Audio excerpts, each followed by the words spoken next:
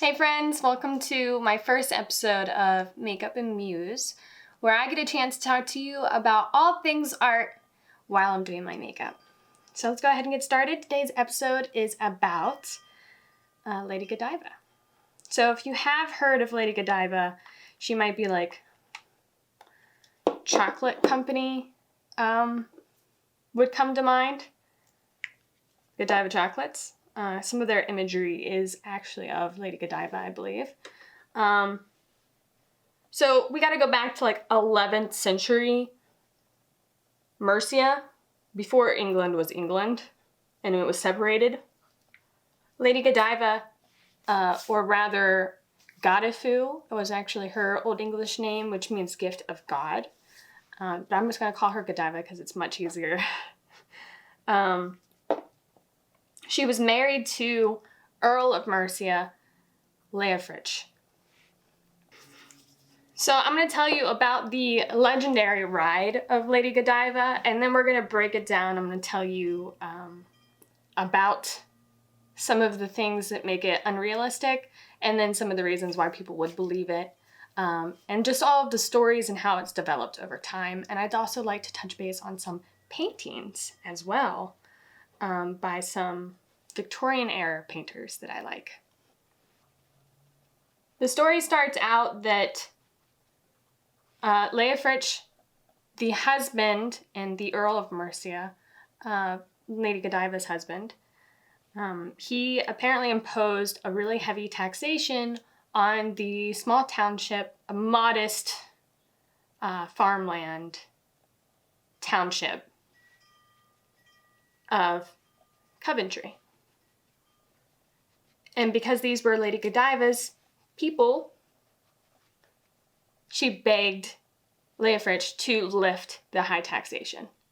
And in his response to lifting this high tax from these people was, only if you ride naked during the day through the town square will I lift this taxation upon your return. And she's like, okay, whatever. Right? So she literally sees no challenge. Challenge accepted. And in preparation for her ride, to preserve her modesty, because she was actually a very pious religious woman and extremely gorgeous, she sends riders to the township before she arrives on horseback naked, and asks all the townspeople to stay indoors during her ride. And the people of Coventry loved Lady Godiva. Like, she had done a lot for their community. Her and her husband had done a lot for their community, but she was highly respected, highly revered. So everybody stayed inside. It wasn't like everybody shielded their eyes and shut their blinds and stayed indoors. I believe it was supposed to be during high noon. And Lady Godiva took her ride naked through the town to save the people of Coventry. And upon her arrival back, her husband lifted the taxation. Now, this story doesn't appear until 200 years after Lady Godiva's laid to rest. So, just based on the fact that it wasn't around for those 200 years, historians don't believe in the story. So, interesting enough, this story gets picked up in Victorian era, 19th century, and it becomes extremely popular. All of a sudden, there's stories and poems, and these stories and poems actually inspire a lot of pre-Raphaelite Romanticism artists, painters. One of the funny things that happened during the Victorian era, because the Victorian era was full of sexualization was not a good thing. Everybody was very modest, very covered up, and to be sexual openly was not a good thing. Like, you just weren't. So they wanted to add to the story a peeping Tom. Quite literally, where the phrase has been coined from was this story. they added in this tailor named Thomas when Lady Godiva had asked for the townspeople not to view her and to stay indoors. Apparently, Thomas didn't listen, and God struck him blind. Poor God, always getting dragged into things. Struck the man blind. And some stories, he's even said to have been struck dead. So, poor Thomas. For a little bit of voyeurism, Thomas was done dirty. Anyway, that's where the term Peeping Tom comes from. And if you go to modern day Coventry, the town, apparently there is a cuckoo clock in the township. And the cuckoo clock, when it strikes the hour of every hour, Lady Godiva comes out on her horse, and you can see Peeping Tom above the cuckoo clock looking down at her. So historians believe this story to be not true, not to have happened, because Godiva came into her marriage with money and lands already, and Coventry was part of those lands. And because they were her lands, she had the right to withdraw these taxes herself. She didn't have to ask her husband to do it. And at the time, it was such a small farmship, such a small, modest town full of farms people, that there wasn't any taxation. Like, that was unheard of for this kind of thing. Now, there is debate on it being like a horse tax or something of that matter to make the story more logical. And then there is the curiosity as to why 200 years after this lady died would this story have popped up. Lady Godiva would not have been called lady at the time. She would have been called countess. Lady was specifically held for, like, to refer to the queen. Lady Godiva and her husband were actually extremely religious people, and they had made a monastery. And they adorned their monastery in, like, all these jewels and gold and silvers, and made it very, very wealthy monastery, to which the monks were very appreciative of. So in the religious community, her and her husband were very religious and highly respected. So historians are curious if perhaps maybe the monks had made this story about Lady Godiva in hopes that it would carry on her name through history, and that she would be seen as like a hero to the people. Because in no way, shape, or form did they want Lady Godiva to be sexualized.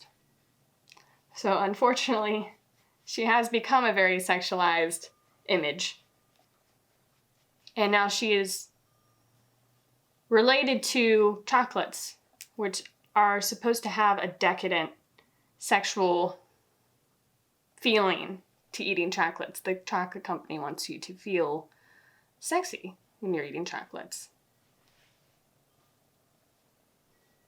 Which is why they have attached this story and kind of perverted Lady Godiva. Instead of making her out to be a hero. Which, if the story is true, I believe, my hearts of hearts, that she is a revolutionary and a hero of sorts. John Mayer Collier, blah, blah, blah, blah. Sorry if I butcher any of these names. This is oil on canvas. 1897 is when this painting was completed. a little bit about this painting. Like if you were an artist looking at this painting, what would you see? How would you interpret it? Or how would I interpret it? I believe that the horse being white, a white steed, embodies some kind of purity that's supposed to be there in the picture. The town is silent, it's empty, it's got blue tones in it, signifying like this peaceful, calm atmosphere. And then the rider, Lady Godiva herself, is in a very demure pose. She is not shy seeming. She's covering herself with her hair. And then the horse, in contrast to Lady Godiva, the horse has energy in its pose. The colors of this painting, you see the saddle blanket is the most bright color, and it draws your eye to the figure sitting on it. The colors are royal colors of nobility. Reds and golds, which were the colors of England. Okay, so the next painting we're gonna go over Lady Godiva's Prayer. So this is by Edwin Landseer. He started it in the 1840s and he finished it 1865. This is an oil on canvas. Both this painting and the last painting can be seen at the Herbert Art Gallery Museum. I want to say that they have a display of Godiva, because there are several statues and paintings of Godiva there.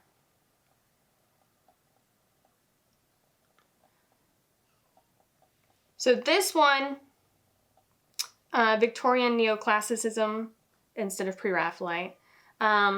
Edwin actually preferred painting animals, and he specialized in painting stags, horses, dogs. And then this painting is the only painting in his work where he painted a naked figure. And he was Queen Victoria's, at the time, Queen Victoria's favorite living artist.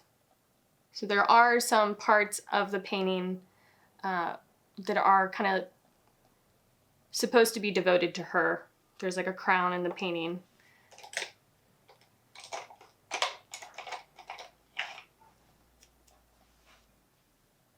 In the background, you'll see St. Michael's Church.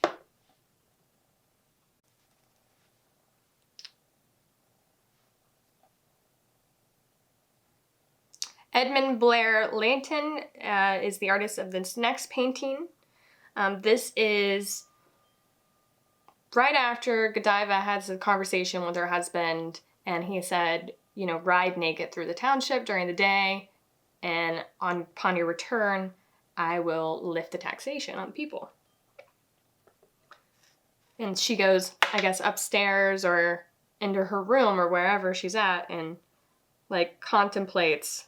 This is like her contemplating the decision to ride through the township, if she should do it or not. I'm sure all the questions are going through her mind about religion and whether it's right to do it. If she should, if she shouldn't, you know, that kind of thing. So this painting is in Leeds Art Gallery. It's where you can go and see it. Edwin was a pre-Raphaelite. He was part of the pre-Raphaelite Brotherhood. Very classical pose. She's very elegant. The clothing is of that time. This one's probably one of the most realistic to the time. Edmund Blair Leighton. Edmund was he painted a lot of legends from medieval times as well as Regency times. That's like all of his work. And on to the final piece that I wanted to talk about William Holmes Sullivan is the artist. Neoclassical, oil on canvas, and completed in 1877. Now this one, Lady Godiva is riding side saddle. And side saddle did not come about for women to do until 13th century. So unfortunately there is a bit of history that needed to be learnt for some of these artists, because it wasn't a thing for a woman to do back then in the 11th century. She would have been straddling the horse, like we saw in the John Collier painting. Join me on Wednesdays to talk about makeup and art. Don't forget to subscribe and ring the bell. I want to know your thoughts. Tell me if you think that Lady Godiva really did take a naked ride through the town to save her people of Coventry. Or do you think it's just a made-up story? Thanks, guys.